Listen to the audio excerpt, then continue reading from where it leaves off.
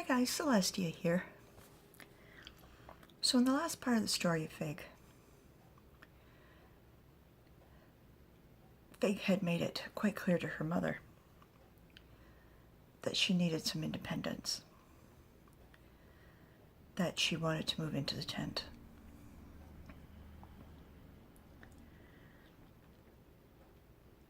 Gwyneth agreed with her, gave her the tent, said it's fine, it's yours.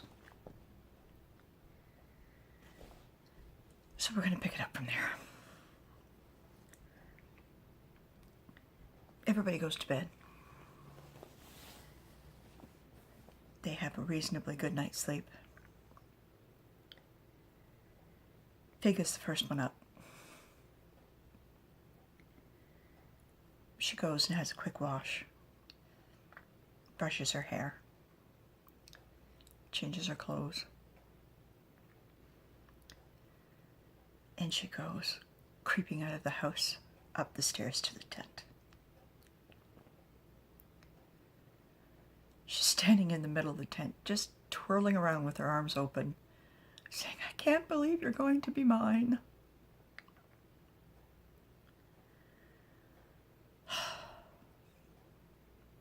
She says, "I can't believe it." Well, she begins to look around and she's trying to figure out exactly what's needed.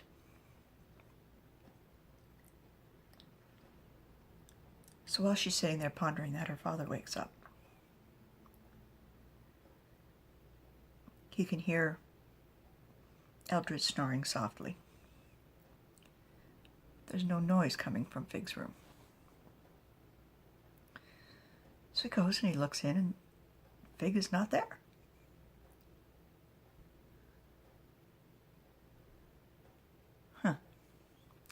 Checks the kitchen. Knocks on the door of the bathhouse. He says, "No, where's that girl gone?" Shadow says, "You might want to check the tent." Falar's at the tent? He says, "Yes, it's here. She's in the tent."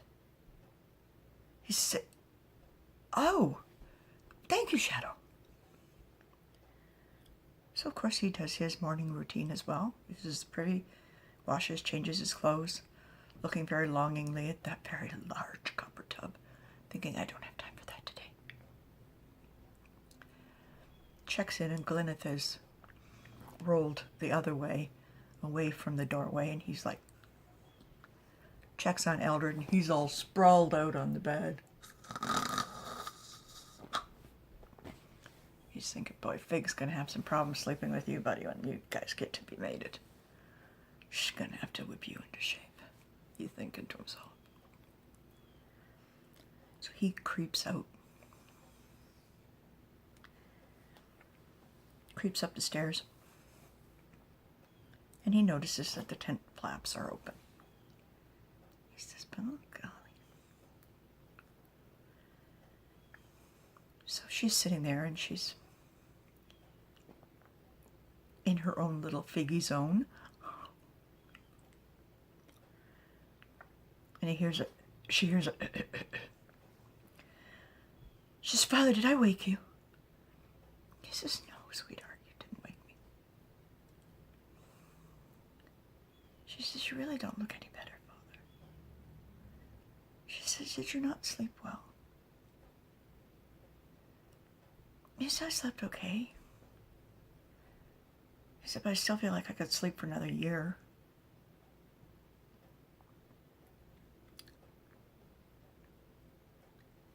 She says, "Poor Father." Oh, he says, "Don't feel sorry for me." He says, "I'll be fine. I'll get through this. We all will." He says, "So, Missy, what are you doing up here?" She said, "Obviously you haven't talked to Mother." He said, "No, she's asleep." She says, "Oh." He said, "What is it, sweetie?"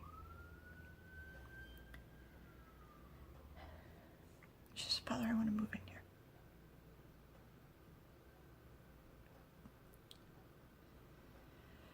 She says, before you say anything, she says, you know I love and adore you. And I love and adore my mother. You are two of the most important people in my life.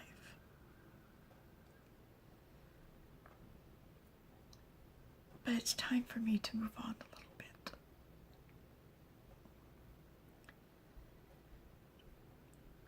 She says, I know that you and Mother both had your own places before you were mated. Eldred has his place, and he says it's a good idea.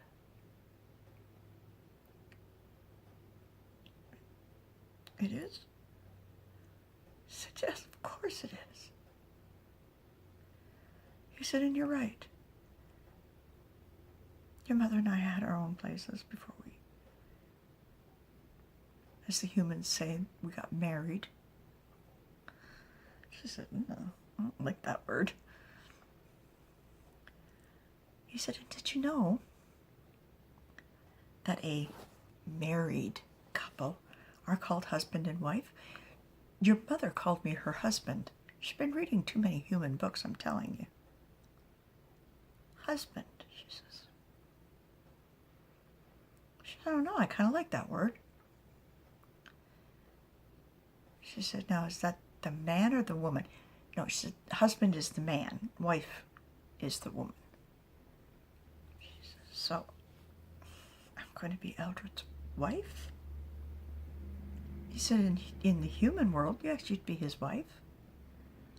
But here, you're his mate. She said, I like wife better. She said, we're not animals, Father. Animals mate. She said, why can't we be progressive, up with the times? She said, so what, is there a ceremony when a man and a woman get, what did you call it? He said, married. He said, yes, it's called a, oh dear.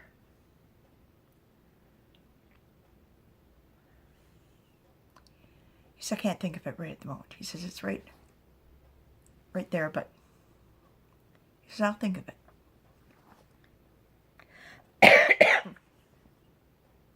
She said, you know, she said the clan wouldn't go for the whole change of names things, probably. Well, he says, it's not like we have to make it law. He said, people just start calling each other that, it'll catch on. He said, that's how it is in the world, dear. Wedding. He says, it's called a wedding. Yes. Couple gets married in a wedding ceremony. Huh. So I told you I'd think of what it was. Wedding.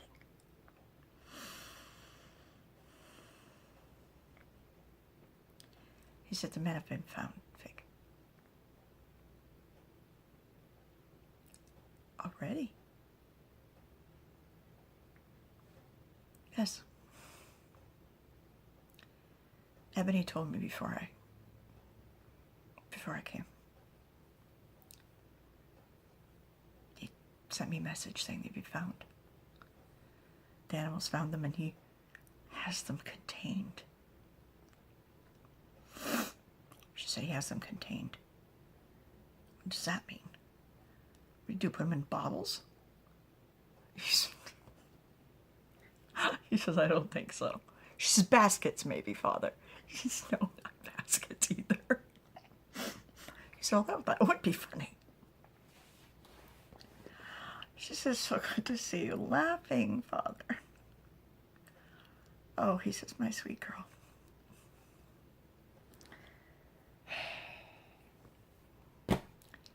He says, you've always known how to make me laugh. Always.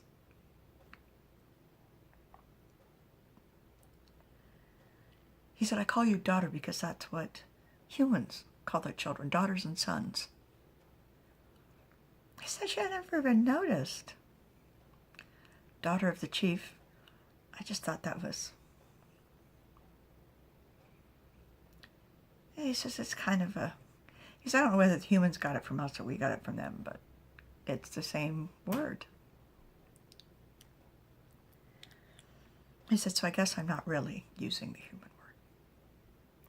It's a shared word. She said, we do share a lot of similarities with the humans. She said, but thankfully not a lot.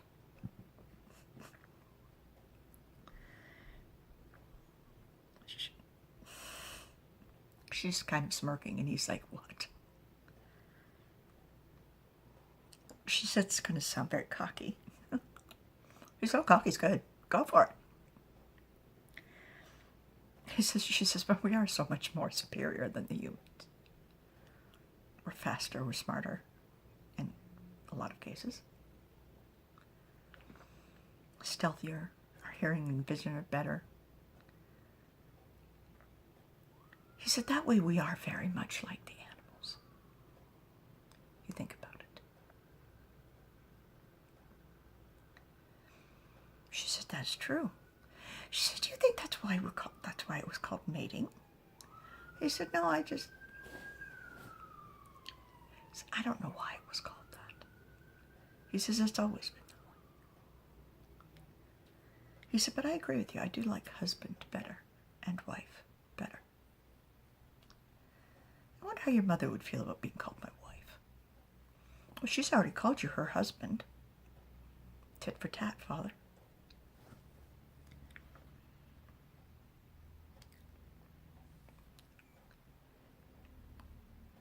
She said, when Eldred and I got home last night, Mother was still awake, and I asked her about the tent. And I don't know whether you'll approve or not, but she gave it to me. Oh, he says, of course. He said, I have a house. He said, I have a marvelous house. He said, the tent was just...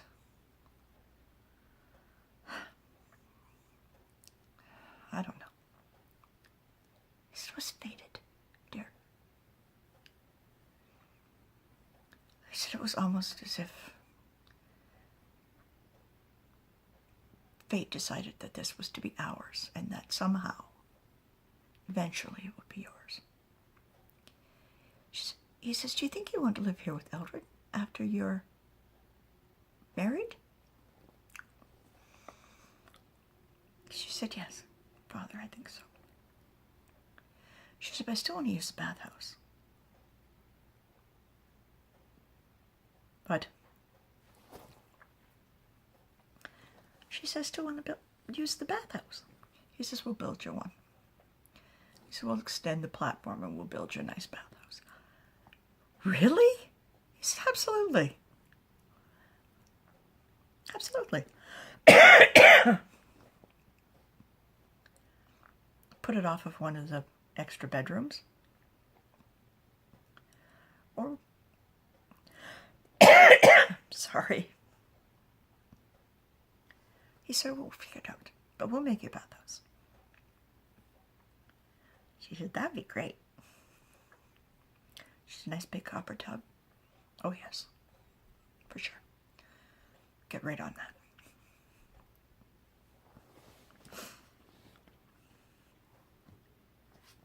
She says, how are you doing, really, Father? She said, I worry about you so.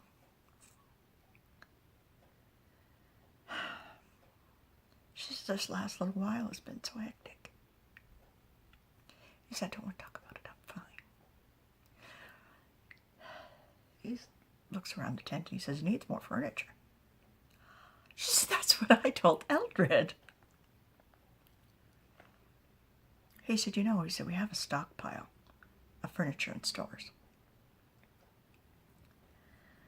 In that large building behind the Great Hall. He said, oh, you can have your pick of whatever you want. She said, well, Edward and I would have to do it together. Of course, she said, I'm going to bring the things from my room. She said, but I do like this bed. She said, I really like this bed. He said, you can have your pick of anything you want, sweetheart. If you want to pick it out with Eldred, that's fine. But you know, he's going to want to bring some of the things from his house. So maybe you can pick out a few pieces that you want, that you're especially fond of, you're especially attached to, or especially drawn to. That's the word, drawn to. I mean, he probably won't bring everything. What he doesn't bring will go into stores. She says that's what's going to happen with the furniture from those houses now? He said, oh, yes. Yep.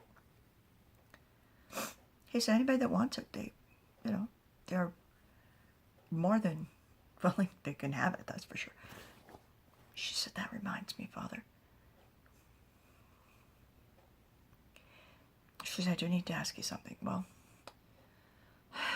she said, I don't know if I should say anything or not. He said, just spill it, dear. Alwyn wants to put a claim in on McCathis' house. Why? Well, she wants to put all of her books in there. And anybody can put books in there. So I think she's trying to make like a book house. A library. A library. Yes, a library. He said it's a fabulous idea. Definitely. Oh, she can have it for sure. She said, you think maybe I could have one of the extra houses, Father? He says, you've got the tent, you want an extra house? He said, sorry. She said, Eldred and I found out that we have a bit of a common interest. He said, well, I would hope so. She says, you know, I'm never going to be able to tell you anything if you don't shut up. He says, okay.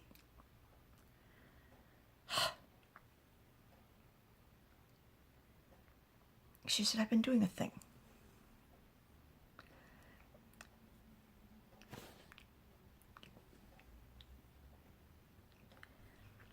She said, I've been keeping track of animal behavior. Go on. Well, she said, the animals tell me how many young they have. And they tell me where they go when it's going to be stormy, and, you know, if it starts to get a little cool, when the leaves change, and she said, why don't the leaves fall off? They just change color and then they go back to green. That's kind of weird, isn't it? He says, the barrier. The barrier. She says, oh. She said, is that what makes it so temperate inside here? He said, yes. He said, outside they get snow. She said, what's that?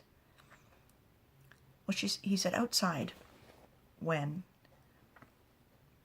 the sun is furthest from our planet, he said it's a change of season called winter. He said, and outside the barrier they get frozen rain called snow, like Ebony's made snow. The snow is white. She said, why have I never seen snow? He said, you have. You saw her in the...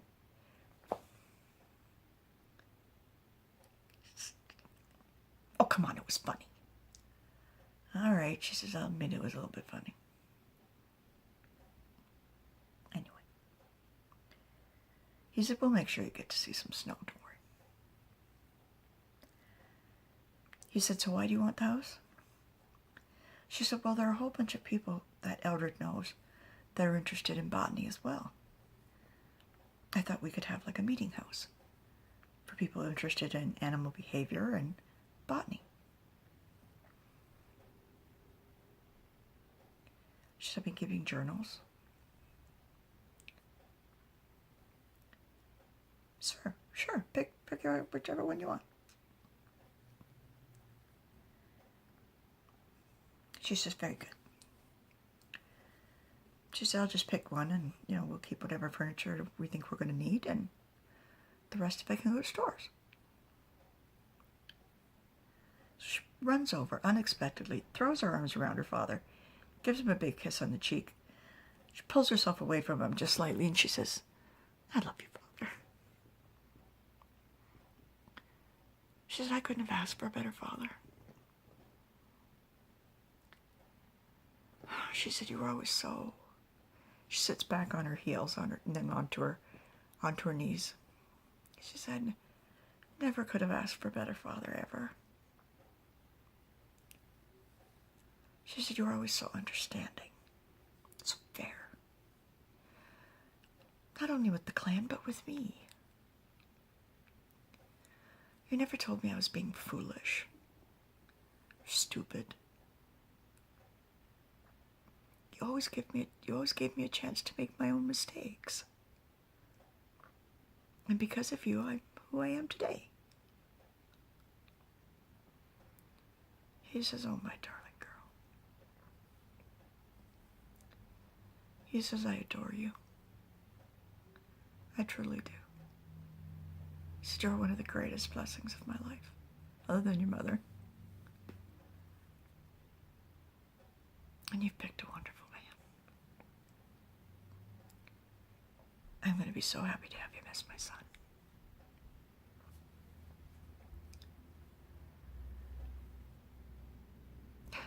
Yes, I die. She says, let's go sit on the divan, Father. Okay? So they go and they sit together. She wraps her arms around his waist and he wraps his arms around her shoulders and her arms. And they just sit there, loving each other. Falar feels the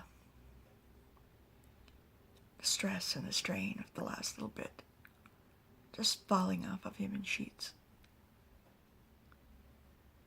And it's all thanks to his wonderful daughter. And Fig feels so loved, so cherished, so protected, that she can't even put it into words. And that's where we're going to leave this part of the story. Aww. So sweet. I know that fathers sometimes have difficulties letting go of their daughters when they get married. And Falar's no different. I'm sure he's feeling apprehensive about her leaving the house. But he's going to let her. Because he knows it's the right thing to do. Sometimes parents knowing it's the right thing to do is the hardest part of being a parent. I know it was for me. Letting my children make their own mistakes. Letting them do things that I've warned them that will hurt them and then they get hurt. It's always the hardest part for me.